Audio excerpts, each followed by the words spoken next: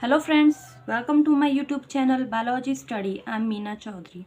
In last video we complete our medical termination of pregnancy.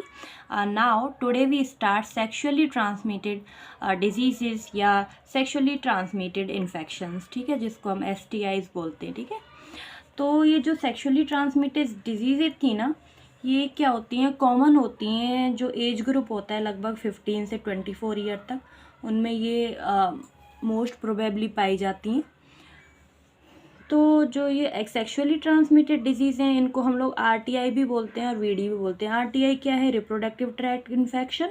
और VD है venereal diseases. ठीक है, तो ये जो डिजीज़ हैं वो सेक्सुअली इंटरकोर्स के टाइम बैक्टीरिया, वायरस या प्रोटोजोअन से फैल सकती हैं.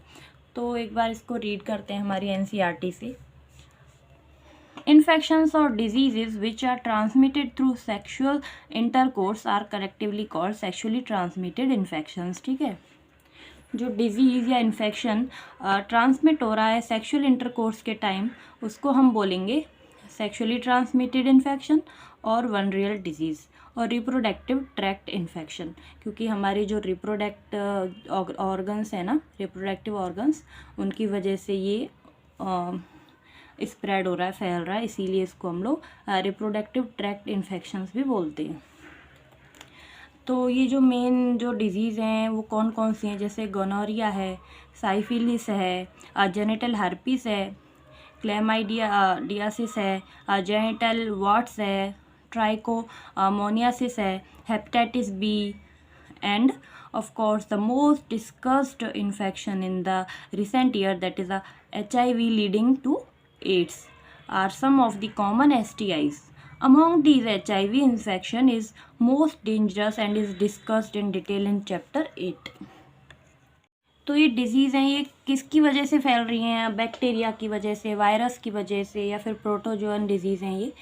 ये ना सेक्सुअल इंटरकोर्स से नहीं फैलती हैं. ज़्यादा लोग को ये मिथ होता है कि सेक्सुअल इंटरकोर्स करने की वजह से डिजीज़ हो रही है. ऐसा नहीं है.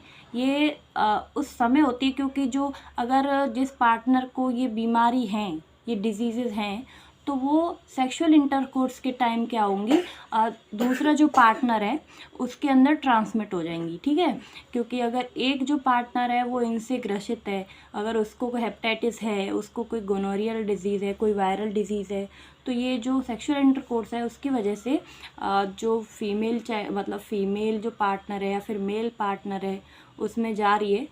तो इसीलिए ये सेक्सुअल इंटरकोर्स के टाइम फैलती है. ऐसा नहीं है कि सेक्सुअल इंटरकोर्स से फैल रही है. ये डिजीज़ तो वायरस, बैक्टीरियल और प्रोटोजोन्स की वजह से फैलती हैं. ठीक है, तो जो ये बैक्टीरियल डिजीज़ हैं उनमें कौन कौन सी आ रही है? उनमें आती है गोनोरिया, ठीक है, सिफिलिस या फिर कैनक्रॉइड. ये है बैक्टीरियल डिजीज़ जो कि किसकी वजह से होती है? जो गोनोरिया है ना, वो निसेरिया गोनोरिया की वजह से होती है. सिफिलिस जो है, इसका कॉजेटिव एजेंट है ट्रिपेनोमा पॉलिडम. और जो कैनक्रॉइड है वो होती है हीमोफिलस ड्यूकरी की वजह से. ठीक है, और जो वायरस डिजीज़ हैं, वायरल डिजीज़, वो कौन कौन सी है? जेनिटल हर्पीज़ है, जो कि हर्पीज सिम्प्लेक्स वायरस की वजह से फैलती है. दूसरी जेनिटल वर्ट्स है, जो कि HPV या ह्यूमन पेपिलोमा वायरस की वजह से फैल रही है. और थर्ड एड्स है, जो कि HIV की वजह से होती है. ठीक है, और थर्ड प्रोटोजोआ डिजीज़ है, जो कि है ट्राइकोमोनियासिस, जो कि ट्राइकोमोनस जो प्रोटोजोआ है उसकी वजह से फैलती है. ठीक है, तो हम इनको यहाँ से रीड कर लेते हैं एक बार. Some of these infections like hepatitis B and HIV can also be transmitted by sharing of injection needles. तो ये जो इन्फेक्शंस है वो किसकी वजह से फैल रहा है? ये जो है वो नीडल्स, जो इंजेक्शन है, उनको एक दूसरे से, एक पेशेंट से दूसरे पेशेंट में शेयर कर दिया, उसकी वजह से ही फैलता है. जो सर्जिकल इंस्ट्रूमेंट हैं कुछ, जैसे एक पर्सन की सर्जरी उनसे की है, अगर उनको ही बिना स्टेलाइज किए हुए दूसरे जो पर्सन है, जो पेशेंट है, उसको भी यही इंस्ट्रूमेंट यूज़ कर लिए उसके पास भी, तो क्या होता है कि इससे जो ये वायरस है, इन्फेक्शन है, वो फैल जाएगा एक से दूसरे पर्सन में. ठीक है, जैसे surgical instrument ETC with the infected person, transfusion of blood, जैसे इन्फेक्टेड पर्सन हुआ कोई तो दूसरा जो पर्सन है उसके पास ये फैल जाएगा. दूसरा है ब्लड है, ठीक है। जैसे एक ब्लड से मतलब एक पर्सन का ब्लड दूसरे पर्सन में जब चढ़ाते हैं, तो अगर जो ब्लड है एक पर्सन अगर एक पर्सन के अंदर इन्फेक्शन है, तो जो उसका ब्लड है दूसरे जो नॉर्मल पर्सन है उसके अंदर चढ़ा दिया जाता है, तो वो भी इन्फेक्टेड हो जाता है इससे, ठीक है। और from one infected mother to the foetus too, अगर फीटस जो मदर है उसको भी इन्फेक्शन है, तो जो उसका बेबी है जो वॉम में है यूट्रस में, तो उसके थ्रू यूट्रस के थ्रू क्या हो जाता है, जो फीटस है वो भी इससे इन्फेक्टेड हो जाएगा, ठीक है। Except for hepatitis B, genital herpes and HIV infection, other disease are completely curable if detected early and treated properly। तो ये इनक्योरेबल जो डिजीज़ हैं वो कौन कौन सी हैं, एड्स है, जेनिटल हर्प्स है और हेपेटाइटिस बी है। ये एक बार ये क्या होती है, क्योर नहीं हो सकती एक बार होने के बाद। लेकिन जो अदर डिजीज़ है ना, इन तीनों को छोड़ के, वो अगर अर्ली डिटेक्शन हो जाता है उनका, पहले ही पता लग जाएगा अर्ली स्टेज में, तो उनको हम क्योर कर सकते हैं। लेकिन जो ये एड्स, जेनिटल हर्प्स और हेपेटाइटिस बी है, इनको हम क्योर नहीं कर सकते, ठीक है। Early symptoms of most of these are minor and include itching. जो अर्ली सिम्टम्स हैं इनके वो हल्के होते हैं, कम छो मतलब पता लग जाता है। और जो इचिंग है, जैसे खुजली वगैरह हो रही है, ये इससे होता है। फ्लूइड डिस्चार्ज हो रहा है, कोई स्लाइटली पेन हमको महसूस हो रहा है या स्वेलिंग हो रही है, तो इनकी वजह से जो जेनिटल रीजन में हमको पता लग जाएगा कि कोई हमें इन्फेक्शन हुआ है। तो ये इनके अर्ली सिम्टम्स हैं जो कि देखने को मिलते हैं डिजीज़ के, ठीक है। तो अगर सेक्सुअल इंटरकोर्स के बाद अगर आपको ऐसा लगे कि इचिंग है जो जेनिटल एरिया है वहाँ पर, तो ये आपको समझ लेना चाहिए कि कोई प्रॉब्लम हो सकती है, इसलिए आपको डॉक्टर को तुरंत दिखाना चाहिए, ठीक है। इन्फेक्टेड फीमेल्स में ऑफन बी एसिम्पटोमिक एंड हैंस में रिमेन अनडिटेक्टेड। जो फीमेल्स हैं उनमें कभी कभी सिम्टम्स नहीं दिखते हैं, और इसकी वजह से क्या उनको, तो अगर वो डिटेक्ट नहीं कराएंगी तो फिर उनको बीमारी का पता नहीं चलेगा, और फिर वो डॉक्टर के पास नहीं जाएंगी, तो उनमें ये बीमारी फिर आगे बहुत मेजर रोल मतलब मेजर हो जाएगी। पहले तो माइनर होती है ना, तो अगर इसका हम डिटेक्ट नहीं करवाते और इसका कोई ट्रीटमेंट नहीं करवाते हैं, तो ये आगे मेजर बन जाती है, जिसकी वजह से आगे कुछ भी हो सकता है, मे बी पर्सन की डेथ भी हो सकती है, ठीक है। Absence or less significant symptom in the early stage of infection and the social stigma attached to the STI deter the infected person from going for timely detection and proper treatment। और कभी जब हमको early जो symptoms होते हैं हमको देखने के लिए मिलते हैं अर्ली स्टेज में ही, तो हमको क्या करना चाहिए, तुरंत ये डॉक्टर के पास जाके उनको टाइमली डिटेक्ट करवा लेना चाहिए और प्रॉपर ट्रीटमेंट लेना चाहिए, ठीक है। This could lead to complications later. तो इससे अगर ये नहीं करवाते हम, तो क्या होगा, अगर हम प्रॉपर ट्रीटमेंट उसका नहीं करवाते तो आगे क्या होगा, कॉम्प्लिकेशंस होंगी उसके बाद, जो कि पेल्विक इन्फ्लामेटरी डिजीज़ यानी कि PID कॉज करेंगी, ठीक है। जिससे क्या होगा, एबॉर्शन करवाना पड़ेगा। तो जो और भी जो सिम्टम्स हैं, जो एक डिजीज़ हैं, इनके जो मेजर सिम्टम्स हैं वो क्या होते हैं, अब PID यानी कि पेल्विक इन्फ्लामेटरी डिजीज़, या फिर जो बर्थ है बच्चे का, वो क्या होता है, जो डेड चाइल्ड है वो होता है, उसमें जो मतलब बच्चा क्या हुआ, मरा हुआ निकलता है, और जो अनफर्टिलिटी है वो भी देखने को मिलती है, ठीक है।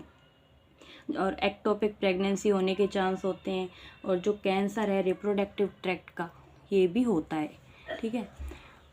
This could lead to complication later which include pelvic inflammatory disease, ठीक है, अबॉर्शंस, स्टिल बर्थ यानी कि जो डेड चाइल्ड है उसका बर्थ हो रहा है, एक्टोपिक प्रेगनेंसी हो रही है, यानी कि जो एक्टोपिक प्रेगनेंसी क्या होती है, यूट्रस में ना होकर फैलोपियन ट्यूब में प्रेगनेंसी हो रही है, उसको एक्टोपिक प्रेगनेंसी बोलेंगे।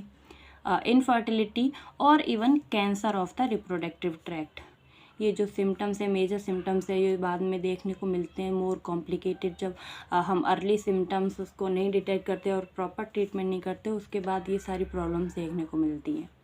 STIs are a major threat to a healthy society. जो STI है ना, वो एक बहुत ही गंभीर जो प्रॉब्लम है वो है सोसाइटी के अंदर। देयरफॉर प्रिवेंशन और early detection and cure of this disease are given a prime consideration under the reproductive health care programmes. तो इनके जो प्रिवेंशन के रोग के लिए, अर्ली डिटेक्शन के लिए और जो ये प्रोग्राम्स हैं वो कुछ चलाए गए हैं, health care programmes. Through all the person are vulnerable to these infections, their incidents are reported to a very high among person in age group of 15 to 24 years. जो ये चांस है STIs के ना, इनका जो मेन एज ग्रुप है लगभग 15 से 24 ईयर्स तक, इसमें ये मेनली देखने को मिलती हैं। ठीक है, इनमें हाई रिस्क होते हैं ये डिजीज़ होने के। The age group to which you also belong, जिसमें हम लोग भी बिलोंग कर रहे हैं, क्योंकि जो चलो आप लोग जैसे स्टूडेंट लाइफ है तो उसमें 15 से 24 ईयर्स के जो स्टूडेंट है वो देखने को मिलते हैं। तो इसी एज ग्रुप में ज़्यादातर ये जो डिसीज़ है वो देखने को मिलती हैं, इनमें हाई रिस्क होते हैं ये डिजीज़ होने के। ठीक है, there is no reason to panic because prevention is possible. तो इसलिए इनमें आपको इतना पैनिक होने की ज़रूरत नहीं है, क्योंकि क्या क्या जो प्रिवेंशन है वो हैं, वो हम एक बार देख लेते हैं कि हम इसको कैसे प्रिवेंट कर सकते हैं इन डिजीज़ से। तो सबसे पहले करेंगे क्या, सेक्सुअल जो कांटेक्ट है ना अननोन पर्सन से, उसको अवॉइड करो। क्योंकि जो पार्टनर है अगर हम उसको जानते हैं तो हमें उसके बारे में सब पता रहता है। ठीक है, ये कौन सी जो डिज़ीज़ है उससे इन्फेक्टेड है या नहीं है। लेकिन अगर हम उसके बारे में जानते ही नहीं है, अननोन है वो हमारे लिए, तो हमें फिर उसका पता नहीं है क्या कि उसमें कौन सी डिज़ीज़ है, क्या कोई इन्फेक्शन है कि नहीं है। तो इसलिए अगर जो सेक्सुअल कांटेक्ट है वो अननोन पर्सन से किया जा रहा है तो इससे जो चांस हैं इन्फेक्शन के, वो सेक्सुअल ट्रांसमिटेड डिजीज़ के, वो बढ़ जाते हैं। ठीक है, तो इसीलिए क्या करना चाहिए, अवॉइड करना चाहिए sexual contact with unknown partner. ठीक है, सेकंड है अवॉइड मल्टीपल पार्टनर्स, जिनकी जो सेक्स है वो मल्टीपल पार्टनर्स के साथ ना करना चाहिए, सिंगल पार्टनर के साथ होना चाहिए। ठीक है, जो कि इन विवाह क्योंकि मल्टीपल पार्टनर्स में यही प्रॉब्लम हो सकती है कि किसी ना किसी में कोई इन्फेक्शन हो, डिजीज़ हो, जो कि दूसरे पार्टनर के पास भी आ जाए। थर्ड है सेफ़ और हाइजीनिक होना चाहिए, यानी कि सेफ़ रहना चाहिए, हाइजीनिक रहना चाहिए, अपने आप को क्लीन रखना चाहिए। ठीक है, और बैरियर मेथड्स का यूज़ करना चाहिए। ठीक है, तो ये सारे कुछ प्रिवेंशंस थे।